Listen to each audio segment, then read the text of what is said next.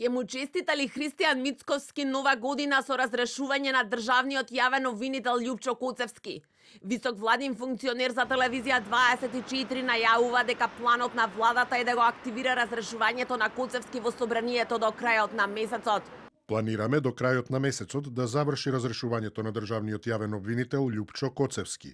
Ке го реактивираме предлогот и ке биде пратен до собранието. Вели за телевизија 24 владин функционер.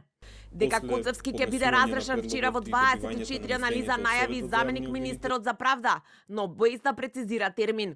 Предметот се наоѓа во владата и владата нема законски рок во кој што треба да го достави истиот до собранието на Република Македонија. Меѓутоа, после поднесување на предлогот и добивањето на мислењето од Советот за јавни обвинители, за жал се случи трагичниот настан и поради тие причини беше прекината целата таа постапка за да не наштети на истрагата и предистражната и истражната постапка. Потоа следуваше изборниот процес, така што одлука на владата е во иднина во кој момент ќе продолжи таа постапка. Ама ќе продолжите таа постапка од почеток нема да биде, така? Нема да биде од почеток, таа постапка не е завршена и предлогот не е повлечен, уште е во владина процедура. Од СДСМ пак за чий лидер разрешувањето на Коцевски веќе го квалификуваше како партизација, иако изминативе 8 месеци опозицијата ја критикуваше истрагата за катастрофата во Кочани, вела дека разрешувањето на државниот јавен обвинител е притисок. Ако навистина треба да биде разрешена покрената постапка, таа постапка треба да биде завршена.